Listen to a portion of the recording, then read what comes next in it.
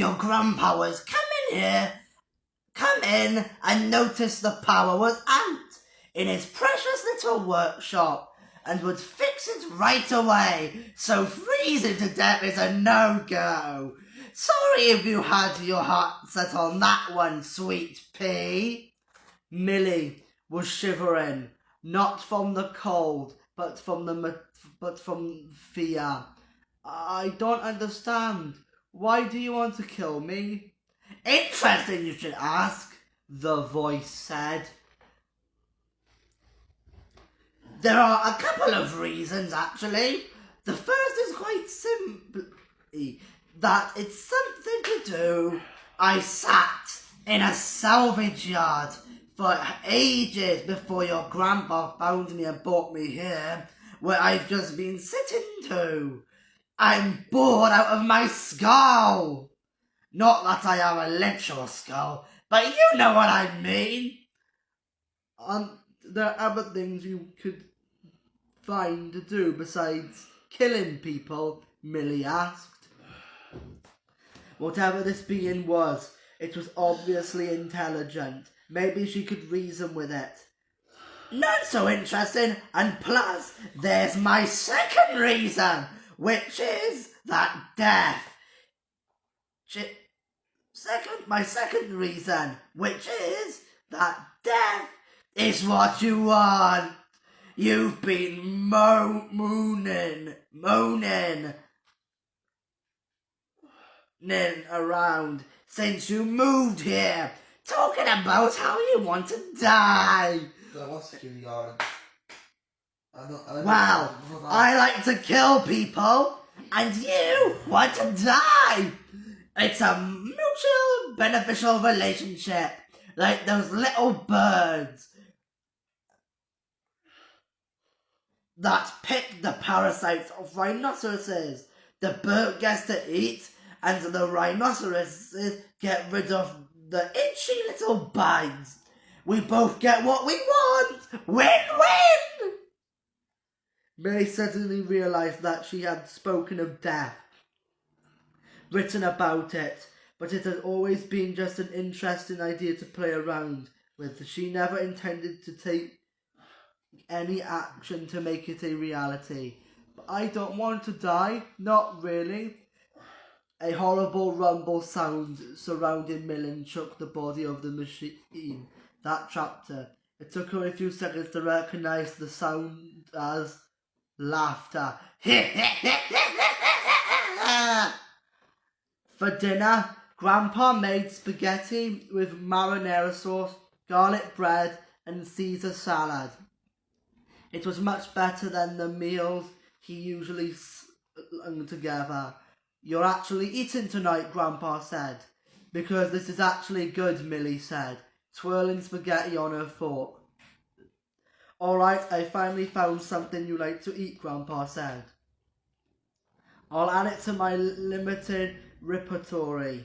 I kept the sauce meatless for you and added meatballs to mine so everybody's happy. Herbivores and carnivores alike. Well, happy may be stretching it, Millie said, unwilling to admit that she actually had kind of a good day. But the spaghetti is good, and my day at school didn't totally stink. And what made the day less stinky than usual, Grandpa asked. Spearing a meatball, I met someone who seemed kind of cool. Really? A girl or a boy someone? Millie didn't like Grandpa in tone. Well, not that it matters, but it happens to be a boy. Don't try to turn it into some kind of love story, though. We just had a decent conversation, though. A decent conversation is something especially these days. Most people your age won't look up from their phone long enough to say as much as how do you do, Grandpa said. Not to put the cart before the horse, but I met your grandma when I was just a little older than you are now. So what, now you have me engaged to this guy I just met, Grandpa. I'm 14. Grandpa laughed. You're right that you're much too young to be engaged, and your grandma and I didn't get engaged when we were teenagers either, but we were high school sweethearts, and then we went to the same college. We got engaged our senior year of college, and married in June right after we graduated. He smiled, and it all started with a good conversation at lunch, like you had today, so you never know. Slow down, old man, Millie said, fighting off a smile.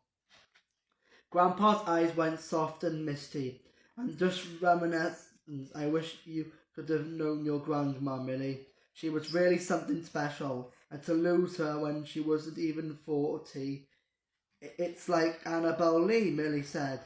The Poe poem, Grandpa asked.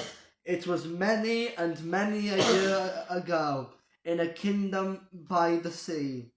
Yes, I guess it was something like that. You know Poe? Millie asked. It was weird to hear him recite one of her favourite poems. Grandpa was a math person. She didn't expect him to know anything about poetry. Believe it or not, I'm a pretty literate old dude. I like Poe and a lot of other writers too. I know you like Poe because he's dark and spooky, and it's easy to romanticize death when you're young, and it's so far away. But Poe didn't write about death because he thought it was romantic. He wrote about it because he lost so many of the people he loved. You've never experienced that kind of loss, Millie. It changes you. He blinked hard. You know, for years after she died, friends were always trying to fix me up with other women, but it never worked. She was the only one for me. Millie had never really thought about Grandpa's feelings before, how he must have felt when Grandma got sick and died. How lonely he must have been after she was gone. How he might still be lonely now. That must have been hard, she said, losing Grandma. Grandpa nodded. It was. I still miss her every day. Well, thanks for dinner, Millie said. I guess I'd better to get started on my homework. Without being asked, Grandpa said, smiling, this is certainly a special day. In her room, Millie didn't think of death. She thought of Dylan, and she thought about what Grandpa had said about Grandma when she recited Annabel Lee in her head. This time, it seemed like a poem about life instead of a poem about death.